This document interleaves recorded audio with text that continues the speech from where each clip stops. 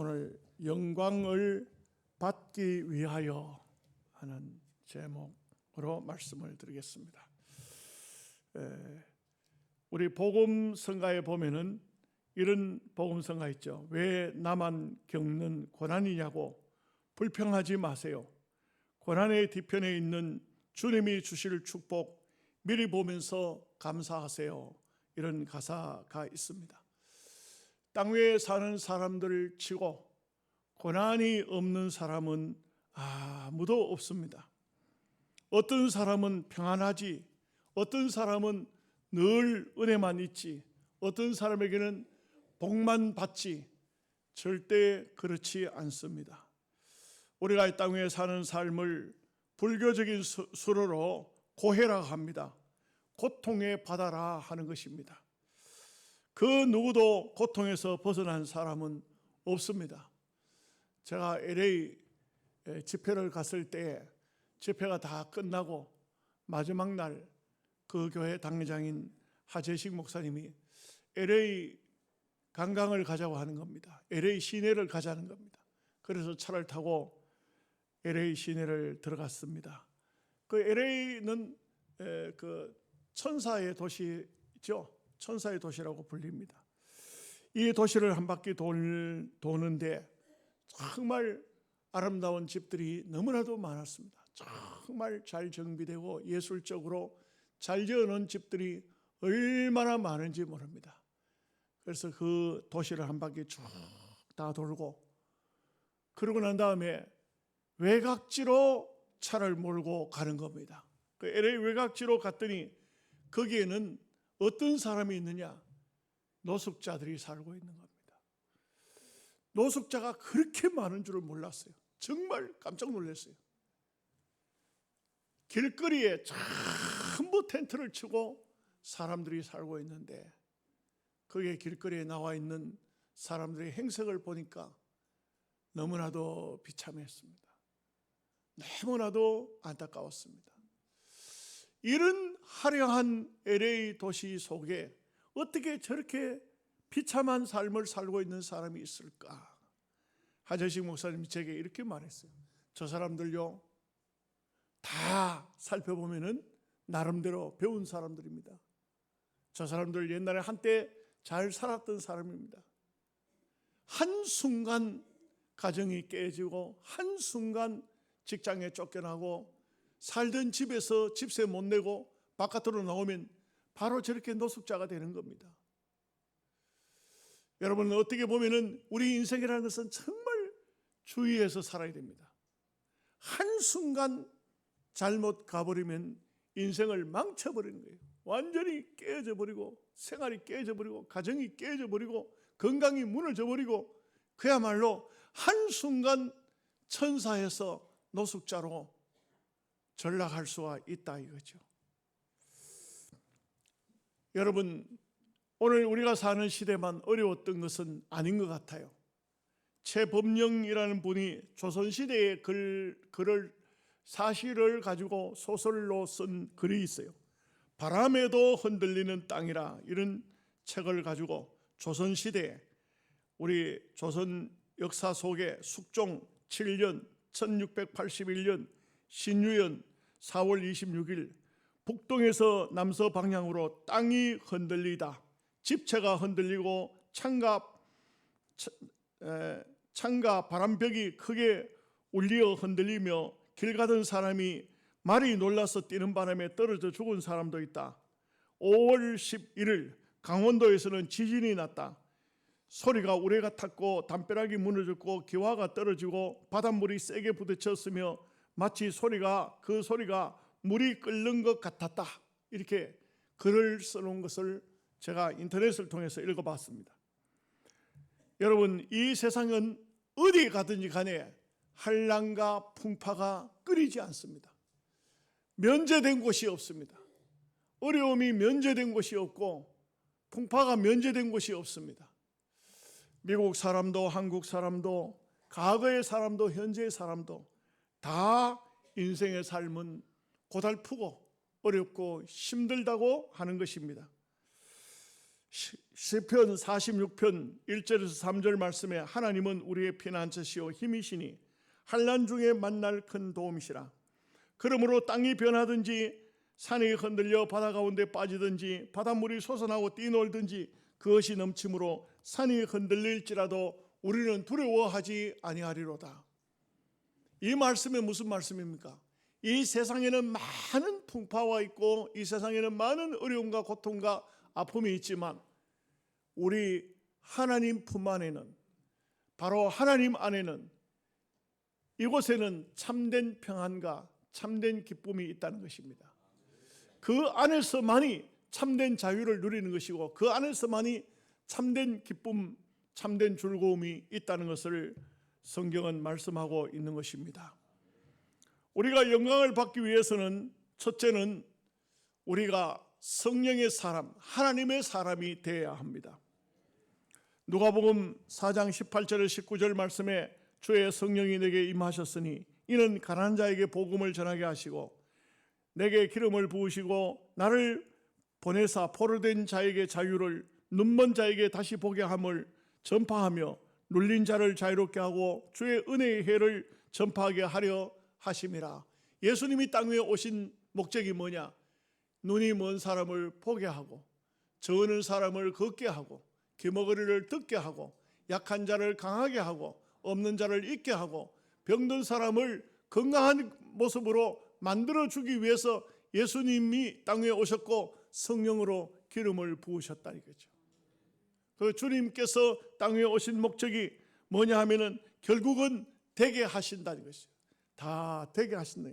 안 되고 힘들고 어렵고 이런 사람을 되게 하신다. 하나님을 절대적으로 의지해야 됩니다. 이게 내일부터 노회인데 우리 장로님 기도하셨습니다만 노회가 다가오니까 뭐 이상한 일들이 많이 벌어지는데 몇 날 전에는 어떤 분이 아침 일찍이 전화가 왔어요. 전화를 받으니까 이분은 제가 옛날부터 오랜 친분을 가지고 있는데 1년에 어떤 때는 전화가 올 때도 있고 어떤 때는 한 번, 두 번씩 이렇게 전화를 오는 분인데 뭐라고 하냐면 목사님 내가 너무 힘들어서 죽으려고 했습니다. 그래서 무슨 얘기인가 가만히 들으니까 이 사람이요 KBS, MBC, SBS에 전화를 해놓고 내가 어느 빌딩에 올라가서 뛰어내려서 죽겠다고 그렇게 전화를 했다는 거예요. 그러니까 그 전화를 받은 방송국이 경찰로 연결 안 했겠어요? 경찰들이 나와서 그 빌딩에 사람들을 올라가지도 못하게 하고 막았다 이게. 그래서 죽으려고 하다가 못 죽었다. 그래서 왜 죽으려고 했느냐 하니까 멋있잖아요. 방송도 나오고 한번 그렇게 죽으려고 했다는 거예요. 그래서 하는 말이 자기는 친구가 17명이 있는데 14명이 죽고 3명밖에 안 남았는데 그 중에 내가 한 사람이라는 거예요. 그래서 내게 전화를 했다는 거예요. 그 무슨 얘기를 하는지 가만히 들어보니까 참 너무 힘들어서 죽으려고 했다. 그 힘들다는 게 뭐가 힘들까? 그래서 자기 딸이 필리핀에 선교사로 있는데 전화를 했더니 전화를 암만 해도 안 받더라 이게. 나중에 전화를 끊고 나니까 문자가 왔는데 뭐라고 문자가 왔느냐? 아버지, 나는 아버지하고 전화 통화를 하면 너무 힘들어요. 그러니까 아버지는 그냥 무슨 얘기하고 싶은 게 있으면 문자를 보내시고 전화를 하지 마세요. 딸이 선교사인데도 불구하고 아버지는 딸하고 통화를 하면 딸이 너무 힘들다고 하는 거예요. 그래서 제가 그분 보고 그랬어요. 보세요. 죽는 것은 자유겠지만 죽으면 하나님 앞에 갔을 때 뭐라고 하실까요? 하나님께서. 그 죽을 힘 가지고 사세요. 좀 열심히 사세요. 그리고 당신은 성령을 받아야 됩니다. 성령을 받지 못하면 그러면 그런 마음이 자꾸 드는 것입니다. 얼마 전에 중앙일보 논설위원회였던 김진 씨가 다리 위에서 밑으로 뛰어내려 죽었죠. 자살을 했습니다. 이분은 한국 사회를 분석하고 정치 논설을 하고 이러는 분입니다. 그런데도 불구하고 한 번 그의 마음속에 뭔가가 문제가 생기니까 그걸 극복하지 못하고 죽어버리고 말았습니다. 죽는다고 끝이 날까요? 절대 그렇지 않습니다. 죽는다고 끝이 아니에요. 오늘 새벽에도 한 새벽 3시 몇 분 돼가지고 또 어떤 사람이 전화 왔어요. 이 전화를 끊으면 안 돼. 이 사람은 성격상 전화를 끊으면 전화를 계속 받아야 돼. 전화를 받는 거예요. 추석날 우리 집에 언제 한번 들렸었는가 봐요. 밥을 먹으라 소리도 안 하고 김치 한 조각도 안 주더라고요. 그게 섭섭해가지고 한 3년 몇 개월 동안 3년 6개월 동안 우리 집에 전화를 안 했다는 거예요. 그래 지금 굉장히 어렵다는 거예요. 그러면서 문자가 몇 개가 왔어요. 그 내가 이런 문자를 받고 나니까, 이런 전화를 받고 나니까 그 내가 집사람 보고 여보 이거 참 희한하다. 나는 내 주변에는 왜 이런 사람밖에 없냐. 그랬더니 나 그거 깜짝 놀랐어. 집사람이 답을 줬어요. 예수님 주변에는 더러운 사람도 있었어요. 그러니까 답이 되더라고. 왜 내 주변에는 왜 이렇게 정가자들을, 깡패들을, 이런 사람들만 맨날 전화 오고 맨날 이거 전화 와가지고 막 얼마나 위협적인지 몰라요. 그냥 말을 하는데 뭐 내가 가서 팔을 하나 잘라버린다 하고 이런 말들을 하는 거예요. 누구를 팔을 하나 잘라버린다고, 다리를 하나 잘라버린다고 이런 말들. 그런데 이 땅 위에 사는 사람들이 누구나 어떤 사람이나 다 어렵습니다. 안 어려운 사람 없어요. 정말 다들 우리를 보고 뭔가 좀 도와주기를 바라고 뭔가 해주기를 바라고 이렇게 하고 있습니다. 그러나 우리가 알아야 되는 것이 있습니다. 뭐냐? 오늘 우리가 이 세상의 어려움을 남들을 통해서 극복을 하려고 하는 사람은 좀 생각 자체를 새로 해야 돼요. 내 스스로 어떤 어려움도 내가 극복해내고 내가 이겨내고 내가 이것을 다 정복을 해야만이 이 땅 위에서 사는 삶을 제대로 살아날 수 있는 사람이에요. 누군가 도와줘야만 되는 이런 사람은 장애인이에요. 이런 장애인은 도와줘야 돼요. 건강한 사람은 절대 그런 삶을 살면 안 되는 것입니다. 사람에게는 다 고난이 있습니다. 이 고난을 이길 수 있는 방법이 딱 한 가지밖에 없어요. 하나님을 절대적으로 의지하는 거예요. 하나님을 의지하고 성령이 그 심령 속에 있으면은 그 사람은 어떤 어려움도 어떤 상황이 처해와도 다 이겨낼 수가 있는 것입니다. 사도행전 19장 2절에 7절 말씀에 이르되 너희가 믿을 때 성령을 받았느냐 이르되 아니라 우리는 성령이 계심도 듣지 못하였노라. 바울이 이르되 그러면 너희가 무슨 세례를 받았느냐 대답하되 요한의 세례니라. 바울이 이르되 요한이 회개의 세례를 베풀며 백성에게 말하되 내 뒤에 오시는 이를 믿으라 하였으니 이는 곧 예수라 하거늘 그들이 듣고 주 예수의 이름으로 세례를 받으니 바울이 그들에게 안수하며 성령이 그들에게 임하심으로 방언도 하고 예언도 하니 모두 12사람쯤 되니라. 여러분 우리가 예수님을 믿으면 가장 먼저 성령을 받아야 돼요.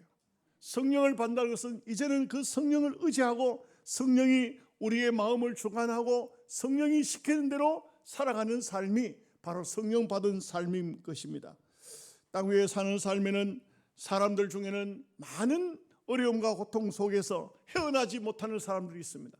고통과 어려움이 오면은 그냥 그 고통과 어려움을 잊어버리기 위해서 술이나 먹고 뭐 세상의 어떤 다른 곳에 정신을 팔아가 그것이 아니고 그 어려움을 정면 돌파해서 내가 이 어려움을 어떻게 이겨낼 것인가. 이것은 이겨낼 수 있다는 것은 성령이 있는 사람은 생명의 씨가 그 속에 있는 사람인 것입니다. 그래서 생명의 씨가 성령이 그 심령 속에 있는 사람은 어떤 문제든지 이겨내는 것입니다. 어떤 분이요 얼굴에 수심이 가득하고 늘 피곤하고 졸립고 짜증과 원망과 또 불평이 그 심령 속에 끊어지지 않았습니다. 오늘은 무슨 문제입니까? 오늘은 자녀 문제입니다. 오늘은 무슨 문제입니까? 남편 문제입니다. 오늘은 무슨 문제입니까? 물질적인 문제입니다. 늘 문제를 안고 사는 거예요. 늘 문제 때문에 얼굴에 수심과 걱정과 근심과 염려가 그냥 끊이지 않는 이런 사람이 어쩌다가 주의 종을 통해서 말씀을 듣는 가운데 은혜를 받았어요. 얼굴 표정이 달라지고요. 말이 달라지고 삶이 달라지기 시작합니다. 아니 무슨 일이 있습니까? 어떤 일이 있습니까? 글쎄요, 난 어떤 일인지는 잘 모르겠는데 이제는 다 하나님께 맡기고 살기로 했습니다. 여러분, 은혜를 받으면 성령이 그 심령 속에 임하면은 어떤 어려움도 이겨낼 수 있습니다. 어떤 고통도 어떤 아픔도 다 이겨낼 수 있습니다. 그러나 성령 받지 못하면은 어떤 것도 이겨낼 수가 없기 때문에 아무리 많이 배운 사람도 자살하고 마는 것입니다. 고통이 오면, 어려움이 오면 죽어버리자. 여러분, 얼마나 어리석은지 아십니까? 죽는다고 끝나는 게 아니에요. 절대 죽으면 끝이지, 죽는다고 끝나는 게 아니에요. 분명히 말씀드립니다. 다음 세상이 있어요. 이 세상에 눈이 딱 눈 감는과 동시에 다음 세상이 시작돼요. 그렇기 때문에 오늘 우리는 이 어려움과 고통과 어떤 환난 속에, 어떤 문제 속에 그것을 정면 돌파하기 위해서는, 이겨내기 위해서는 반드시 성령을 의지하고 하나님을 의지해서 그래서 이겨내야 할 것입니다. 두 번째는 우리가 영광을 받기 위해서는 고난도 잘 받아야 된다고 오늘 성경에 말씀하고 있습니다. 고난이 안 다가오는 사람이 없죠. 고린도후서 1장 8절에서 9절 말씀에 형제들아, 우리가 아시아에서 당한 환난을 너희가 모르기를 원하지 아니하노니 힘에 겹도록 심한 고난을 당하여 살 소망까지 끊어지고 우리는 우리 자신이 사형 선고를 받은 줄 알았으니 이는 우리를 자기를 의뢰하지 말고 오직 죽은 자를 다시 살리시는 하나님만 의지하게 하려 하심이라. 사도 바울은요, 복음을 전하면서 아시아에 갔다가 큰 어려움을 당했습니다. 아마 이것은 사도행전을 보면은, 그러면 이게 그 에베소에서 일어났던 아주 바울이 찢겨 죽을 뻔한 그런 환난 같아요. 이 어려움을 당했을 때 사도 바울은 그야말로 살 소망까지 끊어지고 사형 선고를 받은 줄 마음속에 이제는 끝났구나, 죽었구나 하는 것은 자기를 의지하지 말고 하나님을 의지하라고 하나님께서 이렇게 하셨다는 거죠.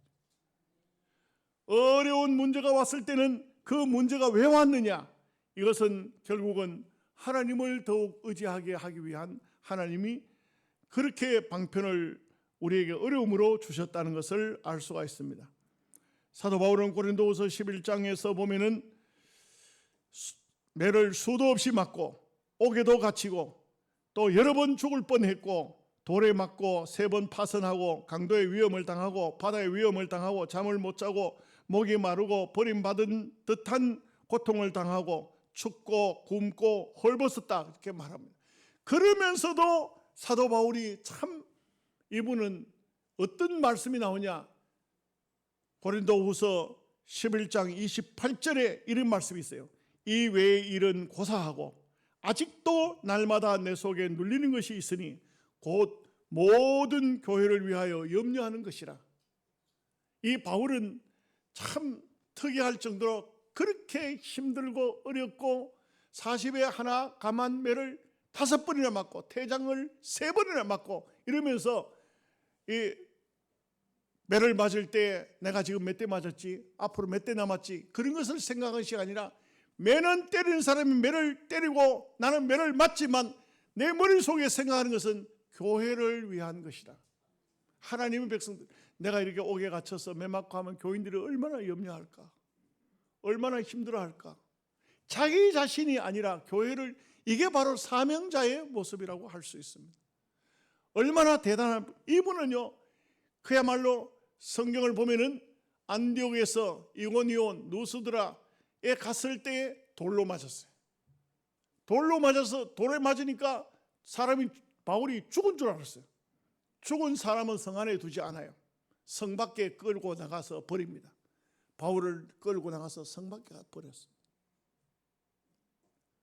밤중에 주님께서 바울아, 바울아, 내가 네 곁에 있노라. 다시 그 고통과 아픔 속에 툭툭 털고 일어나서 그 다음날 뭘 했느냐, 또다시 성에 들어가서 예수 믿으시오 복음을 전했다. 그 사람들은 내게 매질을 하고 그 사람들은 나에게 돌로 머리를 때리고 하지만 나는 할 일은 왜 내게 돌지를 합니까 하고 따지고 그 사람들에게 항의하는 것이 아니라 힘이 있는 대로 나가서 복음을 전했다. 얼마나 위대하고 얼마나 대단한 것입니까? 고난이 다가올 때에 우리는 고난에 대한 이유를 하나님께 묻지 말라. 하나님 왜 이런 고난 주십니까? 이런 묻지 말고 이 고난의 목적이 무엇입니까? 이렇게 물으라고 해요. 하나님 내게 고난을 주신 이유가 뭘까요? 이것을 찾는 것이 사명자입니다. 베드로전서 2장 19절에서 20절 말씀에 부당하게 고난을 받아도 하나님을 생각함으로 슬픔을 참으면 이는 아름다우나 죄가 있어 매를 맞고 참으면 무슨 칭찬이 있으리요. 그러나 선을 행함으로 고난을 받고 참으면 이는 하나님 앞에 아름다우니라. 여러분, 이 땅에 사는 삶에 어려운 고난이 왔을 때 내가 주님 때문에 이런 고난을 당한다 생각하면 기뻐하십시오. 하나님 때문에 주님 때문에 내가 이런 고난이 왔구나. 그럴 때는 절대 괴로워하지 말고 그 고난으로 인해서 기뻐하라는 말씀인 것입니다. 지금 한국 교회가 부활절에 정치인들이 강단에 서서 이렇게 하나님이 받아야 할 박수를 사람들이 받음으로 인해서 한국 교회가 지금 계속해서 시끌시끌합니다. 제게도 어떤 분이 전화가 왔습니다. 와서 그렇게 정치인들을 강단에 세운 사람을 면직의 대상입니까? 징계의 대상입니까? 이렇게 물어요. 그래서 제가 글쎄요, 잘 대답을 못했습니다. 어떤 것이 맞는지 대답을 잘 못했습니다. 하나님이 판단하시겠죠. 여러분, 우리가 기독교의 성례는 두 가지라고 말합니다. 세례와 성찬. 그런데 어떤 분은 세례와 성찬 가운데 하나가 더 있다. 그래서 한국 교회, 주의 교회의 성례식이 두 가지가 아니고 세 가지다. 뭐냐? 세례와 성찬과 고난이다. 고난을 갖다가 더 보태야 됩니다. 고난도 하나님이 주시는 거룩한 성례식이다. 우리가 이 고난을 대부분 보면 뿌리치려고 합니다. 대부분 보면 멀리 하려고 합니다. 그런데 이 고난은 우리를 하여금 하나님께 큰 영광으로 하나님 앞에 귀하게 쓰임받도록 하신다는 것입니다. 지구촌 교회의 임채종이라는 집사님이 이런 간증을 했어요. 참 돈을 많이 벌었는가 봐요. 돈을 많이 벌지만 그렇지만 자기는 너무 옛날부터 어렵게 살았기 때문에 이 돈을 쓸 줄을 몰라요. 계속 돈을 모으기만 하고 이제 한평생 돈을 모아서 돈을 많이 모았어요. 많이 모았는데 어느 날 기침이 자꾸 나서 병원을 갔는데 병원을 갔더니 의사가 당장 입원하시오. 왜 그렇습니까? 당신한테 지금 심부전증이 왔습니다. 그래 병원에 입원을 했는데 의사가 뭐라 하냐면 아무래도 많이 살아도 한 석 달 정도밖에는 못 살겠습니다. 이 사람이 누워가지고 너무너무 억울한 거예요. 너무너무 속상한 겁니다. 막 울었어요. 하나님, 나는 평생 돈도 한번 써보지도 못하고 평생 돈만 모았는데 열심히 돈 벌었는데 이제 석 달 안에 내가 이게 아파가지고 병원에 누워가지고 무슨 돈을 어디다 쓰겠습니까? 이 돈을. 그래가지고 막 너무 억울하다고 기도하고 있었어요. 그런데 하나님께서 환상을 보여주시는데 아프리카의 아이들이 그늘 밑에서 공부를 하고 있는데 연필도 없고 나무 막대기 가지고 땅바닥에 글을 쓰고 있는 이런 환상을 보여줬어요. 이분이요, 그 환상을 보고 난 다음에 자기의 전 재산을 아프리카에 학교 세우는 곳에 세웠어요. 그래가지고 학교를 세워놓고 정말 내가 그거 한번 가봐야 되는데 내가 한번 가볼 수 있으면 하나님, 내가 학교를 세워놓고 내가 한번 가봐야 안 되겠습니까? 하나님 갔다 올 수 있는 그런 힘을 달라고 기도했어요. 근데요, 이분이 그 학교를 세우고 난 다음에 아프리카를 비행기를 타고 갔어요.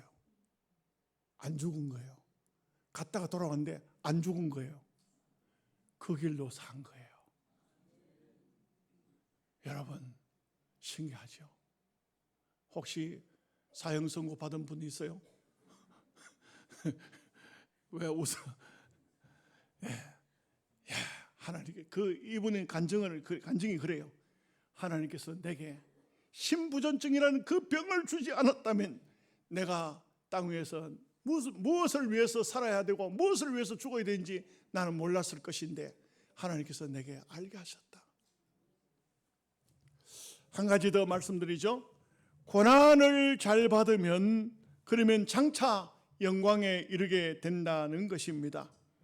필립 얀시는 내가 고통당할 때 하나님 어디 계십니까? 라는 책을 썼습니다. 그 책의 내용은 이렇습니다.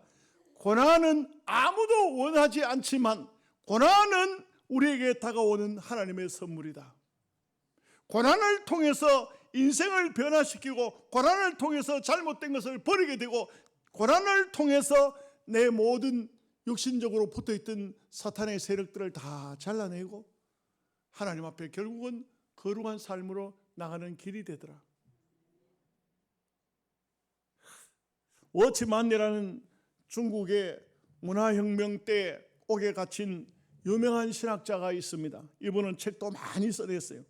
15년 교화형을 받았는데 실제적으로 감옥에 들어가서 15년 만에 감옥을 나왔더라면 됐을 텐데 이 공산당이 워치만리를 풀어놓지를 않았어요.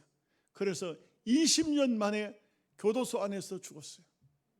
교도소 안에 죽었는데 어떻게 죽었는지도 몰라요. 그저 워치만리가 세상을 떠났다고 하면서 통보를 했는데 그 워치만리의 손녀가 할아버지 유골을 가지러 갔더니 이미 하장을 해서 재만 한 봉지 주는 겁니다. 이 재 한 봉지를 받은 손녀딸이 팍 울었어요. 하나님, 우리 할아버지 죄는 없습니다. 예수 믿은 것밖에 없습니다. 그런데 이렇게 15년 교화형을 받았는데 20년 동안 감옥 속에서 그만 세상에 나오지도 못하고 죽었습니다. 이렇게 막 마음이 안타까워하는데 그런데 거기에서 어떤 분이 이런 말을 합니다. 워치만리의 손녀딸이냐? 그렇다고. 워치만리가 아무도 모르게 가만히 쓴 글이 하나 있다. 아주 떨리는 손으로 써놓은 글이 있다.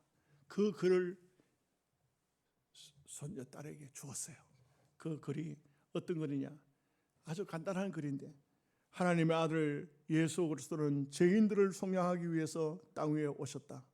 그리고 죄인들의 죄를 속량하시고 또 우리의 죄, 나의 죄도 속량하셨다. 그리고 3일 만에 부활하셨다. 나는 이것을 가장 귀한 진리로 믿는다. 나는 그리스도인으로 살았다. 그리고 이제 그리스도인으로 죽어서 부활하신 주님 앞에 가는 것이 나의 소망이다. 아주 아무것도 바라는 게 없어요. 나는 이 감옥을 나가기를 원한다. 내가 이 강제 노역장에서 벗어나기를 원한다. 이런 것도 없고요. 예수 그리스도는 죄를 사해 주시기 오셨다. 그리고 우리와 모든 사람의 죄, 나의 죄까지 다 사해 주셨고 결국은 3일 만에 부활하셨다. 이분만이 진정한 진리다. 그렇기 때문에 나는 이분 앞에 이제 가기를 바란다. 이분 앞에 가서 영원히 살기를 바란다는 것입니다. 야고보서 5장 13절 말씀에 너희 중에 고난당한 자가 있느냐? 그는 기도할 것이요 즐거워하는 자가 있느냐? 그는 찬송할지니라. 계시록 2장 10절 말씀에 너는 장차 받을 고난을 두려워하지 말라. 볼지어다 마귀가 장차 너희 가운데서 몇 사람을 옥에 던져 시험을 받게 하리니 너희가 10일 동안 환난을 받으리라.